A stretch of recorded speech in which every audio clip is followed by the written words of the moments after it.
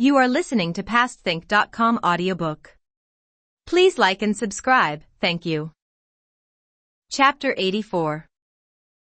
Lu Xun burns down all his enemies' camps.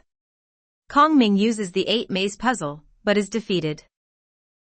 Despite the hopes of his commanders that he would give the order to attack, Lu Xun once again holds back.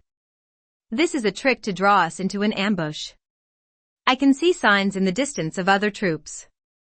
Give it 3 days and you will see I am right. The commanders catch each other's eye and wink, still dismissive of Lu Xun as an amateur, but having to obey his orders. 3 days later Lu Xun brings his commanders together, and sure enough there in the distance is troop movement. Watch, he says. In a moment Xuanda will appear with the ambushed troops board of waiting. And right on cue the first ruler does indeed appear with his troops.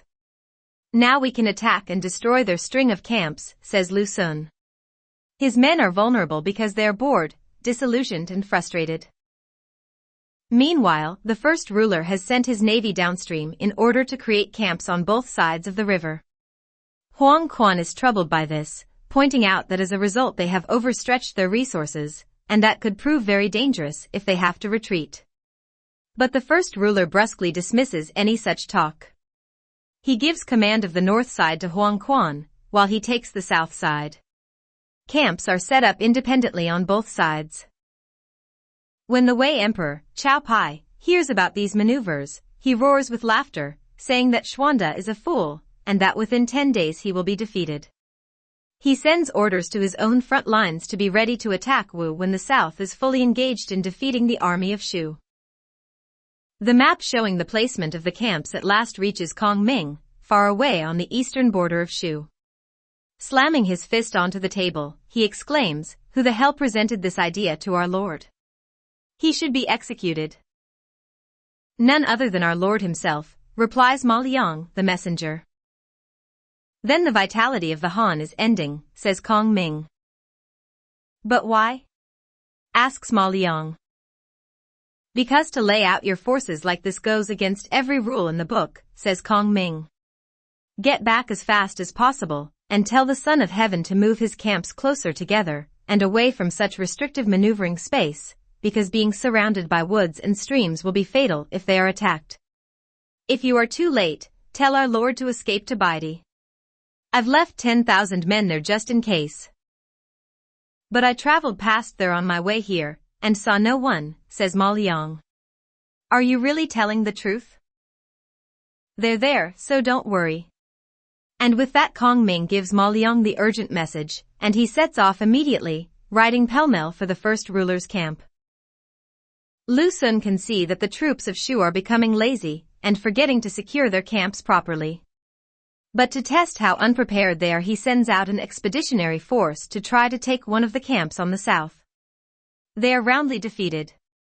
This casts down the hopes of the commanders, but Lu Xun says, "I needed to test the enemy. My plan can now roll out." It would never have fooled Kong Ming, but by the grace of heaven, he is not here. He now issues his orders for battle. He orders Zhu Ran to advance by ship upstream. "Fill your boats with straw." Han Dang is to attack the north shore, and Zhou Tai the south. Every soldier must carry his weapons and a bundle of straw with explosive materials inside. As soon as you reach the enemy camps, set fire to the bundles. Set fire to all 40 of the camps. Make sure you have food enough for a couple of days, and hunt the enemy down day after day until you capture Xuanda. Back at the first ruler's camp, he is confident that the enemy cannot prevail, but he is persuaded to issue orders to Zhang Bao and Guanzhong to go and see if there is any movement by the enemy. But before they can report back, fires break out in the camps either side of the first ruler. Suddenly troops of Wu soldiers are rushing up the hill, and chaos erupts. The first ruler leaps on his horse and dashes towards the safety of his commander Fengxi. But the fires have already driven him away, and he is now trying to attack Sushing, and to stem the ferocious attack. However, Sushing charges straight past Fengxi and heads for the first ruler. He tries to escape but runs headlong into Ding Feng attacking from behind, and the first ruler is trapped. At the last moment a great cry goes up, and Zhang Bao breaks through, seizes the first ruler's horse and dashes off with the royal guard alongside to protect them. They take refuge on Ma'an Hill, while down below the hill is surrounded by the victorious southern troops. Looking out at nightfall, the first ruler sees nothing but destruction, and the bodies of the slain men of his army. The next morning the troops set fire to the hill, and the first ruler is only rescued by the courage of Guanzhong, who with a few others charges up the hill to join Zhang Bao and lead the first ruler away towards the safety of Baidi. When they are spotted by the Wu commanders, the chase is on, as the vast army spreads out across the plain in pursuit. The first ruler and his escort throw away their armor, the better to ride hard for the city, but suddenly a cry goes up, and in front of them is Zhu Ran and his men. "This is where I will die," cries the first ruler, and despite the valor of Zhang Bao and Guanxing, they are unable to break through, and the arrows raining down on them take a dreadful toll. All seems lost, but, as the sun rises, a great roar goes up. Before his eyes the first ruler sees Zhu Ran's men disappear as a troop slashes its way through, led by none other than Zhao Zilong. News of his arrival leads Lu Sun to cease the pursuit, and to withdraw his men. In the melee Zhao Zilong slays Zhu Ran, rescues the first ruler, and heads for safety to Baidi. By this stage, there are but 100 or so men with the first ruler.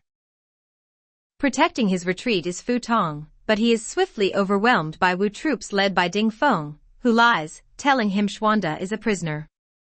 Fu Tong tries every way of escaping, but it is impossible.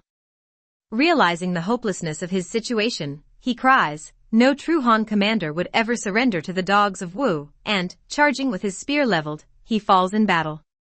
As a poet has said, "At Yiling did Wu and Shu clash, when Lu Sun fought with fire." Fu Tong's dying words, "Dogs of Wu." So died the faithful Han commander.